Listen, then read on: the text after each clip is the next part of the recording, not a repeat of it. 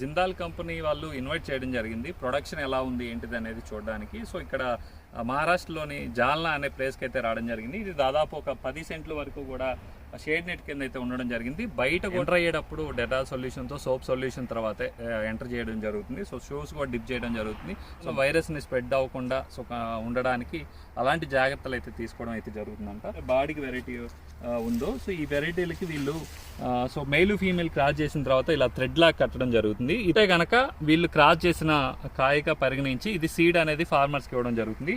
వీళ్ళకి తెలియకుండా ఎక్కడన్నా కాయ అనేది పడిందంటే వాటికి థ్రెడ్ అనేది ఉండదు, అవి తీసేస్తారంట.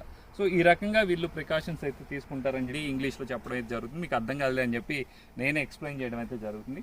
సో ఇక్కడైతే కనుక ఈ రకంగా వీళ్ళైతే ఈ 10 సెంట్లో దాదాపు ఒక 25 కేజీల వరకు కూడా సీడ్ అనేది ఎక్స్పెక్ట్ చేస్తున్నారు. సీడ్ని తీసుకుని ఒక లాట్ కింద కన్సిడర్ చేసి సీడ్ని ఫార్మర్స్కి అయితే టెస్టింగ్ తర్వాత అయితే ప్యాక్ చేసి అయితే ఇవ్వడం అయితే జరుగుతుంది.